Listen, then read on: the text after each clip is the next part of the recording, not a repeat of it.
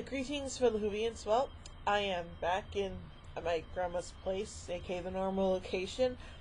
Just to let you guys know, I had a blast at Anglicon. Um, so yeah, I got my picture taken with Peter Davison and Sylvester McCoy. I got some cool stuff. So yeah, I'll probably do a separate video at some point talking about all the cool swag I got and all the cool stuff I did. So yeah, I'll probably do that this weekend, maybe, I don't know, but anyway. So today, of course, we're continuing our look at the adventures of the Fourth Doctor, and today we're going to continue on with, and today we're going to be looking at Image of the Fendahl. So, here we go. In a prairie near the village of Fetchborough, four scientists, Adam Colby, Max Stahl, Theo Ransom, and Dr. Fendelman, are doing tests on a human skull they found in Kenya, apparently 12 million years old. When Dr. Fendelman starts using a sonic time scan, trying to get an image of the owner of the skull itself seems to react, locking onto Thea and releasing something in the prairie grounds that kills a passing hiker, who eventually totally disintegrates. The scan catches the attention of the Doctor and Leela when they are pulled down to Earth by it. The Doctor and Leela set off to find it before it creates a continuum implosion and destroys the planet. They separate, and Leela finds the cottage of Ma Tyler, a local modern-day witch gifted with psychic powers. The Doctor ends up narrowly avoiding death at the hands of the creature created by the skull, which then kills the leader of a detachment of guards Fendelman has brought in after the death of the hiker, stealing everyone to the Priory. Okay then.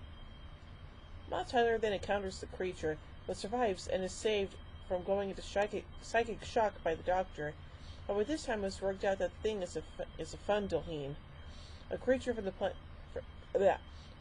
his planet's mythology, supposedly destroyed when the fifth planet broke up. He makes his way into the Priory and finds the skull, which tries to kill him. Leela saves him and they go off to the fifth planet, only to find that the Time Lords sealed the planet in time loop, making all proper records invisible even to them. Okay then. Thea, meanwhile, has been gradually converted into the new core of the Fendahl, a creature that feeds off life energy and leaves nothing behind. Sal, the leader of the local black magic cult, recognizes this and believes he can control the Fendahl and use it to dominate. He and his followers capture Colby, kill Fendelman, who was actually influenced through his genetics by the Fendahl to bring this about, and set up the sonic time scanner to power the skull and Thea's final transformation.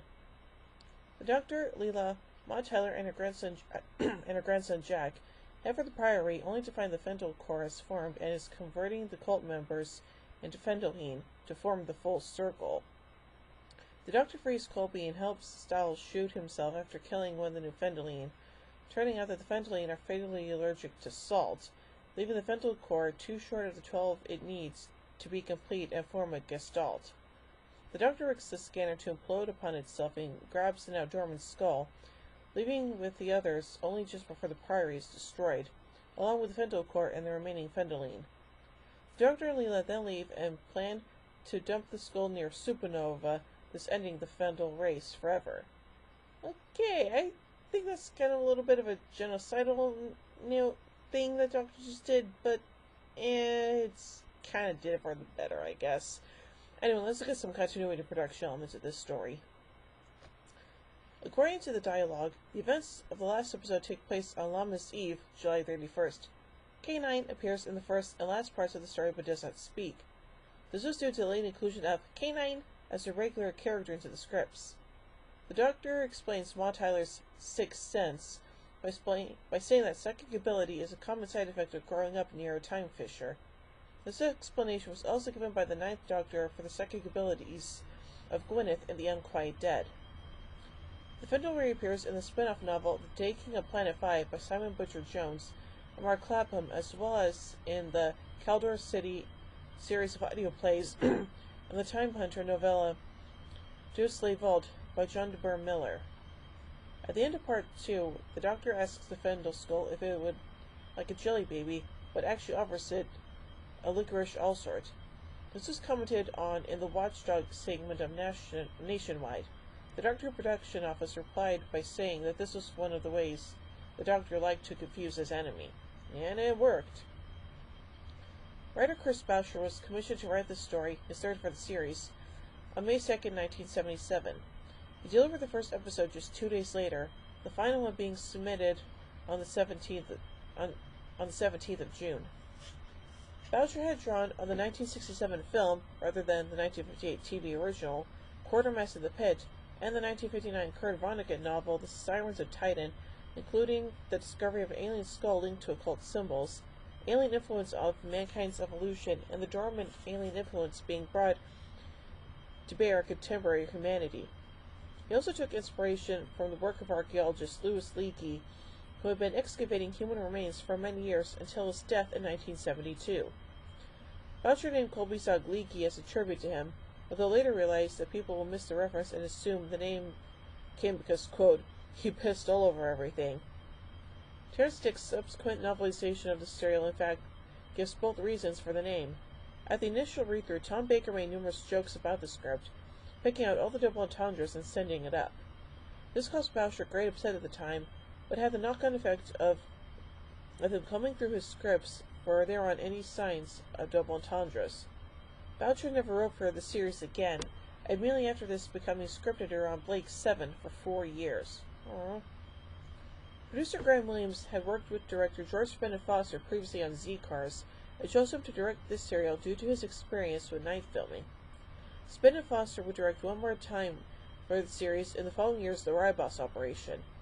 Script editor on the serial was Robert Holmes in his final assignment. During the work, he was trailed by incoming editor Anthony Ridd, who would subsequently take up the role solely for the next story in production order, Underworld. The following transmitted story, The Sunmakers, have been recorded before Image of the Fendahl. Ridd had been a television producer, but was asked by head of serials Graham MacDonald to be script editor, to which Ridd refused until he learned it was for Doctor Who.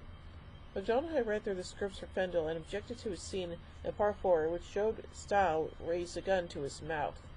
This was changed at the order of producer Williams, and the gunshot is only heard. Following this serial, the horror elements under Holmes' guidance was considerably toned down at the order of MacDonald. Yeesh. The exterior scenes were shot in Stargrove's estate in Hampshire, which was owned by Mick Jagger. The same location had been used during the filming of Pyramids of Mars. Filming began on Monday, August 1st, 1977, and continued until the following Thursday. This included 2 night shoots for the serial on the Tuesday and Wednesday evenings. The first night's filming was disrupted when the generator caught fire. Another generator had to be ordered from London and arrived at 4 a.m. Filming at the estate had only been agreed on the 26th of July, less than a week before filming began, with the instruction, as had been the case with Pyramids of Mars, that no effects or explosions were to be taken given that the property was a Grade A2 listed building. 2 days after filming was completed, Tom Baker and Louise Jameson attended the world's first ever Doctor Who convention in London. Nice! Following rehearsals, studio recording for the serial began on Saturday, August 20th, and was completed on September 6, 1977. Lana Vietnam, playing Thea, had previously appeared in The Faceless Ones and would subsequently appear in Time of the Ronnie. Her 3 appearances were each 10 years apart, 1967, 1977, and 1987. Vietnam had in fact auditioned for the James Bond film Goldfinger, lost out to Shirley Eden, and therefore was excited to be painted gold in this serial, as would have been the case in Goldfinger. Nice. She also had to wear a dark wig as the human Thea, as Fendahl Foster thought that her natural blonde hair would lose credibility as a scientist. Why? Dennis Lill, cast as Fendelman, was the production team's second choice after actor Anthony Bade became unavailable. Lill would subsequently appear in The Awakening and was Venom's husband in the sitcom Only Fools and Horses.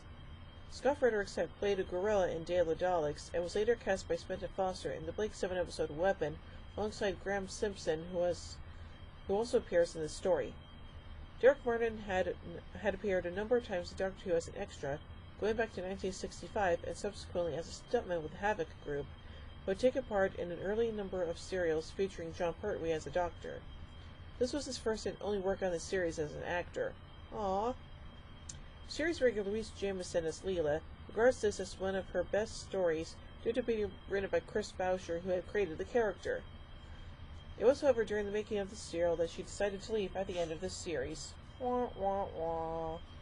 But still, overall, it's a pretty interesting and neat story, and I like the fact that it delves into Time Lore and mythology, so that's pretty good. So, overall, I give Image of the Fendahl 4 sonic screwdrivers out of 5. Well, join me next week as we meet the Sunmakers. Should be interesting. So, until then, this is Hoovy and Queen saying, "Oh my giddy aunt! When I say run, run! I've reversed the polarity of the neutron flow. Would you like a jelly, baby? Fantastic! Allons-y! Geronimo!" Bow ties are cool, fezzes are cool, and Stetsons are cool.